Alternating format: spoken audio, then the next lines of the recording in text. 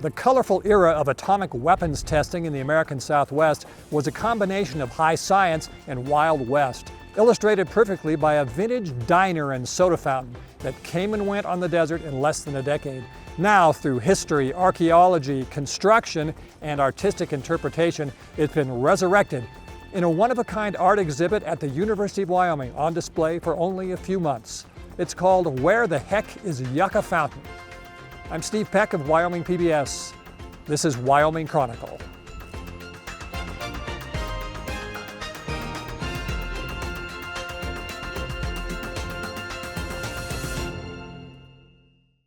For a little more than a decade in the 1940s and 1950s, the American Southwest saw hundreds of nuclear weapons tests amid an atmosphere that was a combination of state-of-the-art science and the Wild West. In Nevada, a region near Yucca Mountain was the site of more nuclear bomb tests than anywhere else. And when atomic test workers and the few residents of the area needed lunch or a cold drink, often they headed to a diner in the desert called not Yucca Mountain, but Yucca Fountain. The weather-beaten soda fountain and lunch counter was destroyed by fire in the 1950s, and its memory almost was left to the ashes as well. But a man who lived nearby, Burt Tuttle, salvaged what he could from the ruins, and, decades later, two Western artists discovered the collection and used it as the basis for a distinctive, one and only art exhibit. They named it Where the Heck is Yucca Fountain? And now, for just the second time in 6 years, the exhibit is on display, this time at the University of Wyoming. The exhibit is dark, atmospheric, immersive, a little bit eerie, and a little bit humorous, too. And configuring it to the particular available space at the UW Museum took months. Stoney Smith took the lead role in the physical construction of the unusual show. The word for his job at the museum might be one you haven't heard before. You have a unique job title, at least I had never heard it before today, and the word is Preparator, is that right? That is correct, yes. A preparator in an art museum is kind of a person that works behind the scenes to prepare the artwork, whether it be works on paper or stretching canvases for exhibition, hanging artwork on the walls. It's kind of the tradesperson of the museum. And I like to kind of explain it as a carpenter or a tradesperson with an art degree. Yeah, I think that's great. So we can imagine walking into an empty gallery, you come back 3 days later and the exhibit is there and the preparator has done his work. Correct, yeah. Mm-hmm. In the exhibit that we're in now, there's a lot more to it, and I'm saying nothing derogatory about putting paintings on a wall. I've been to many art exhibits and I've loved them, and that's all they are. This is so much more than that. This work is pretty unique. It's more of an immersive experience, an installation of materials that kind of create an environment, and that's what we've done here with Yucca Fountain. And that's a good thing to point out because viewers might notice, we're in a low light situation because that's what this is what the Yucca Fountain experience includes. We're walking in as if we were approaching this shack, this shed behind us at night. And we step in here and that's the feeling that we get. It's like being in another world. Michelle Sunset is a curator at the museum. She says that otherworldly feel of the Yucca Fountain show is absolutely and precisely by design. So when you walk in our gallery, you're walking on a desert-scape. You're kind of transformed to this nighttime scene. And there's a shanty or a shed that you see, and we welcome people to walk in and experience it. Nicole Crawford is the museum's director and chief curator, and hardly a newbie to exhibited art. The director has been at the UW Gallery for more than 15 years, but even she is astonished by the Yucca Fountain installation. It was extraordinary to watch this being built. Every day I walk in there and I'm amazed that this is our gallery space. There's a door in there that I want to open every day, and you can see the light coming from the underneath the door, and I cannot believe that that's the gallery wall. That we've transformed this space into something that is non-reality in there. Right. There's no question, walking from what is a somewhat unusual space to be in anyway, the gallery, the larger gallery that we're in now. And you go in that room, and you're on a different planet almost. Exactly. It's only been exhibited once before, but that was in a different city, a different venue, and in a very, very different kind of way. So even if you saw the one, which was in Greeley, Colorado, years ago, you really haven't seen it. Who are the two artists? They're Andrew Bablo and Helen Popinchalk, and they're both kind of located in the Boston area. In Greeley, Colorado, the artists worked to recreate Yucca Fountain. And so they had events where students could come and sit in the diner booths and buy a 50-cent hot dog or popcorn. And so they took a look at what the fountain was in its heyday. And the artists and I have been talking for probably 5 years now about how we might create a similar Yucca Fountain installation, but with a completely different experience. And so through many conversations, we decided on exploring Burt Tuttle. Burt Tuttle, that's a real person? Tuttle, yes. He's a real person who was a big fan of the Yucca Fountain back in the 1950s. And when it mysteriously burned down in 1958, he was inspired to raid and kind of salvage pieces from the wreckage. And he managed to get the original soda fountain and the original neon sign and kind of saved them at his place. And so what we're exploring here is that step back from the soda fountain to take a look at Burt and his connection to the soda fountain. Helen came across a sign for the Yucca Fountain while on a road trip in Nevada, and she loved the design of it, so she was asking around. And the attendant at the store she found it in said, "Oh, if you're interested, you need to talk to Burt Tuttle." He was still around. He was still around then. Unfortunately, she couldn't go find him at that time, but she had his address and took Andrew, her kind of artistic partner, back a couple years later on this journey to meet Burt and just kind of explore what was Yucca Fountain. She was intrigued. And they landed on his doorstep and found out that he had unfortunately passed away. But a couple acquired his whole estate, and they still had all of his collections, including the camper that we have on display out front. It's the mobile research lab, if you will. And it was filled with news clippings and drawings, and the artists were able to kind of piece together this story about Burt's love of Yucca Fountain. Helen and Andy, who are the artists behind this Yucca Fountain exhibition, we worked with them as, like you say, a true collaborative work. A year and a half ahead of the exhibition opening, we were talking via Zoom and on the phone and different things, email, about materials that they needed to find, different textures, different spaces, paint colors, different things like that. The lighting, maybe objects that they wanted to include in the space. And so we'd have to build the room to make space or to accommodate those items. So the objects that they're talking about in this case, that's what they are providing. Here's what we have to have. Exactly, yeah. But it's been installed one other place before, but not quite a different way from the way this was installed, up to and including, as you were telling me earlier, the shed itself. That didn't come on a truck.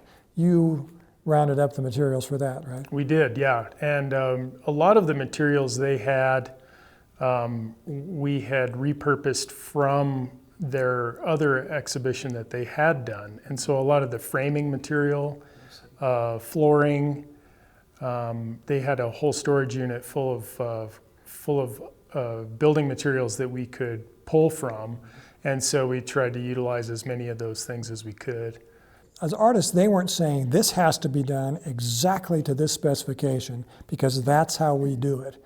That's not the way that they approach this, is it? True. We had a lot of freedom with the space, and so Anthony and I actually did design the footprint of this building and the roof pitches that you see, and the angle of this wall and how it meets the other wall. All those things we had complete freedom to design and build. And then when they came on scene, to the museum, we were able to install the pieces, the larger furniture pieces that we needed to have in the space. But when they got here and saw this for the first time, they liked what you'd done? Yeah, they were very impressed, and they were excited to get going on skinning it out with the patinaed wood and the metal, and so then it was a true collaboration on site then. Well, let's talk about that patinaed wood and the metal. You said you found a lot of this material yourself and had a particularly personal connection to quite a bit of it. What's that? Yeah, that's true. My great-grandparents, actually my great-great-grandparents homesteaded here in the Laramie Valley in the early part of the century, and so a lot of these materials came from that homestead that we still have. So. And it was okay with everybody, including you as a family member, to let's put this to a different use here for at least a little while. Interestingly enough, a lot of this came from a junkyard that we have at our ranch, and it's probably 8 or 10 acres worth of, junk from the last 100 years. I bet every property owner has a, maybe not on the scale that you just said, but has a junk box, a junk pile, a junk drawer, and you think, why in the world am I saving this? Bingo. There you go. You're glad Just you did. justified it. We walk in here and we're on a gravel surface, and even to that detail, you said, there were some specifications or some characteristics of it that you or they wanted, right? This is about 3 tons worth of gravel. Wow. Spread out. Doesn't look like that much, but and so that was, we had to think about how do you put gravel in a gallery space. We protect the floor obviously because we have hardwood floor underneath the gravel. So we have that, and then we have our 3 yards of gravel that we brought carefully up on a cart through our freight elevator, and trying not to disrupt anything along the way or spill any gravel, and then placed it carefully in the space. But it has a really great quality of the sound, and the different texture that you can activate the floor as part of the installation as well. Activate the floor. Yeah. I like hearing that term, and we certainly did. A little bit of behind the scenes, behind the camera tidbit. Kyle Duba, the videographer, normally would walk among the 3 cameras to make sure that everything's still working through the interview. And we stopped for a moment because if he were to do that, that's all we'd be hearing for a while. Anthony Tenorelli was the museum's other preparator, helping in finalizing the hundreds of physical details that complete the Yucca Fountain show. He has a particular appreciation for a couple of tweaks that are probably best described as special effects. I do really like the effects that Helen and Andy put in, and you'll be in here and the lights will dim and you'll feel rumbling like there was at Atomic Blast.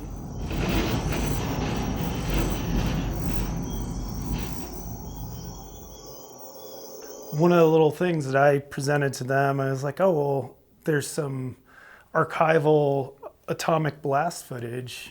Maybe we could show it on this TV. Because this is what the foundation of the whole idea is, this kind of structure, and the soda fountain and the little diner were in this atomic testing zone of the American Southwest. Yeah.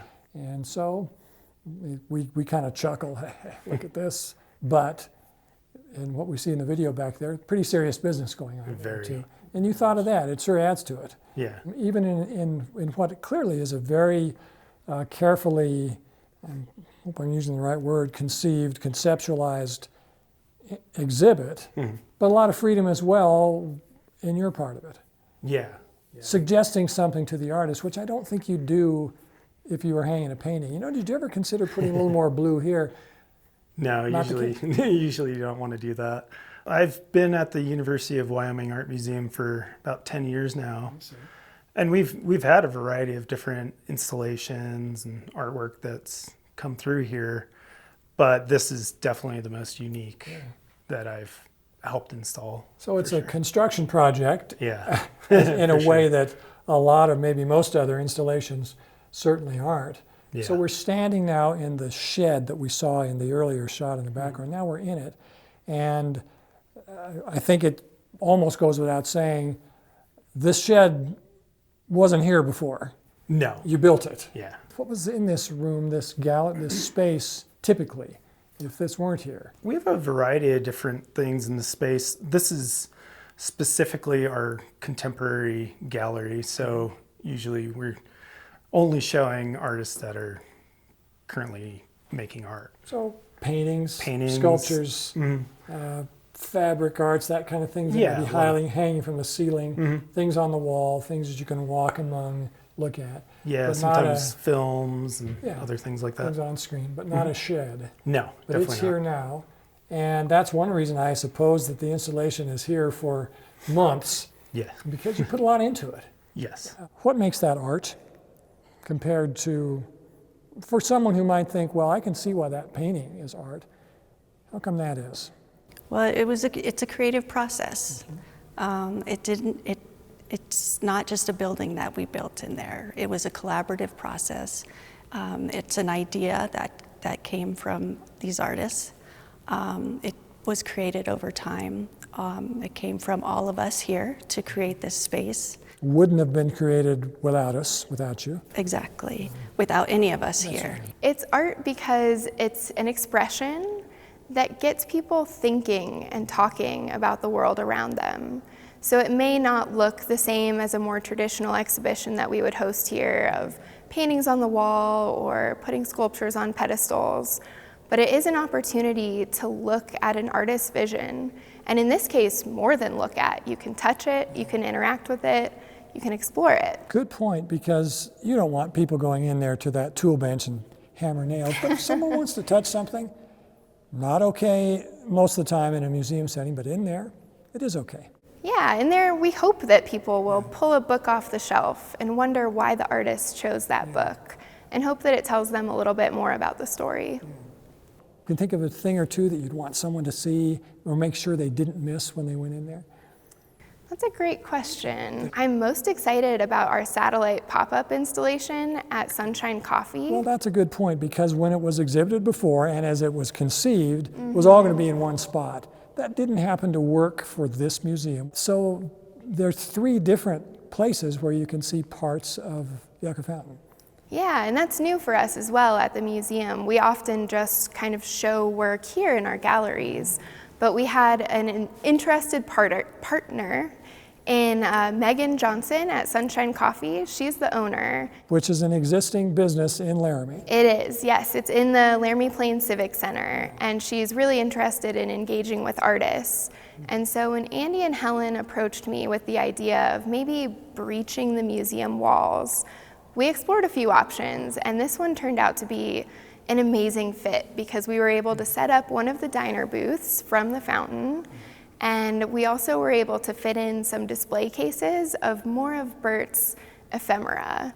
There's some little collections of his. There's kind of an oddball, like frog taxidermy playing pool that I would say folks should really go find that. It has to be in an art exhibit for sure. Absolutely. Some of what you're seeing here, not just as in a different place in a different room, some of the individual artifacts were not there 6 years ago. And if it is exhibited somewhere else next year or year after that, could be a little bit different again. And that's one of the beauties of it, is that it's not a painting that has been unchanged for since the beginning. Yeah, this is a really site-specific work. And it was fun, in the lead up to this show, we would receive random packages from eBay. The artist would let me know later, oh, I ordered an authentic 1950s television. And so it was kind of like Christmas. Every week we would get a new package here and see, 1980s MRE kits that you can see in the space too. We don't recommend eating those. We're here today ostensibly to see the Yucca Fountain installation, but I've learned since I've been here that it's part of a larger, bigger concept installation involving other media, other artists, and it has a great word to it, which is what? Sympoiesis. Sympoiesis. What does that mean? Sympoiesis is a term coined by Donna Haraway, who is a philosopher, and it means making with. So, making with. Yes, making with. So all the artists here are making with each other in some sort of way. They're either collaborating together, so some of the artists are actually working together, like in Yucca Fountain. Some are working with other artists, past and present, across time and space. And some are working with artists that they have always looked at who have influenced their work. Some are working with the environment and collaborating in that sort of way So too. in collaborating in this exhibit, the artists did some of them not necessarily know each other beforehand? Yes, some are working with artists who have long passed away. It's been a long time coming. All these artists we have been watching for a long time. We work with our artists very closely. So we've been watching them and trying to figure out the perfect place to put them together. And so this idea started to come together very slowly. And then Michelle, who's our director of Curatorial Affairs, and I, putting these artists together, realized that they were all working in this Poiesis idea. And then that's how this all came together. Where we are now, for example, I think it might be visible in the shot. Thomas Moran, who's one of the famous, introduced the world really to Yellowstone Park through art more than a century ago, or more than a century ago. Some of his work is here, yet we have a cooler here, and we have a guy in a camo outfit, and there's a video screen. But it all fits together under the larger concept. Yeah, so it's interesting. We've actually brought in a raft from the river trip that influenced some of the paintings that you see in the other room. In one of the other galleries, we have a video installation that was shot through glacial ice lens. I wondered what that was. Thank you. Yes, and then the other room, there are prints that are installed in a round way to resemble the volcano that influenced the prints. Well, I like you mentioning the big video screen in there, shot through the glacial ice. If that were a static image, it could be an abstract, expressionist kind of a painting by itself, the sort of thing that we've seen. But this way, it has that effect, but it's alive too. Right, it slowly reveals itself to you as the ice melts. What brought you to the world of art? Well, I'm from Santa Fe, New Mexico originally, so I grew Great up. art spot. Yep, I grew up around art, so you can't get away from it there. So. Training, education? Yeah, I've got a few degrees in art history and museum studies. I came here from a commercial art gallery in Santa Fe, which is actually really unique for the museum world. People usually don't go between those two. You saw this opportunity. What appealed to you about it? Well, I came here to interview and I saw this museum.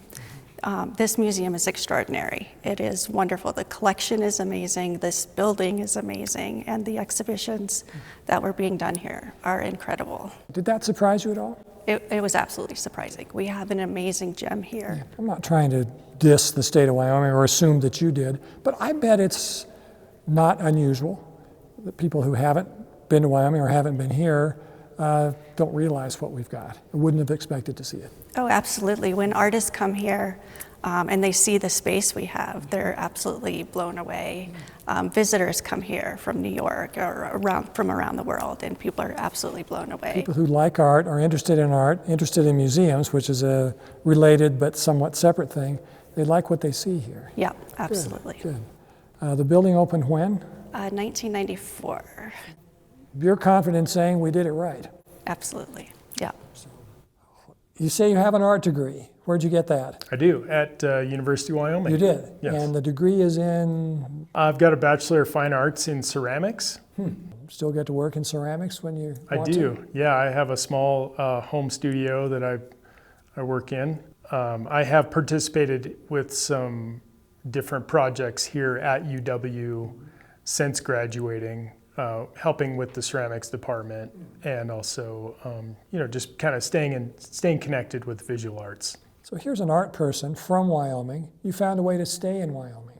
That's a topic that's on a lot of people's minds these days. Mm-hmm. It worked for you. Sure, yeah. What's your art specialty, or what was it academically? The majority of what I studied for my undergrad was graphic design, but I also probably equal parts sculpture. So that's why, kind of the building part has always been part of me. What's it been like for you as an artistic person in Wyoming? You found a way to make it work. I feel very lucky to be working at the art museum here because it lets me be creative, and I can use my degree and then get to build unique things. Yeah. My background is in history originally, but my first art appreciation class changed everything. Art has great history. It really does. The job summoned me to Wyoming. Where were you before then? I had been living in Florida. How long have you been with the museum? I've been here almost 6 years now. Still going okay? Still liking it? I love this job. It's the best job. Good. I think the writer was Marcel Proust, who said part of art is recapturing lost time. You are transformed into a really interesting part of history that still fascinates people for some reason, doesn't it? Yeah, absolutely. And I've seen visitors of different ages go in and explore and make different connections. Some folks are interested in the TV screens that are in there because they may have had a similar TV, or the old refrigerator looks like something their grandparents had. There's really something nostalgic for everybody. It's been a great day here, and thanks for being with us in Wyoming Chronicle. Great, thank you.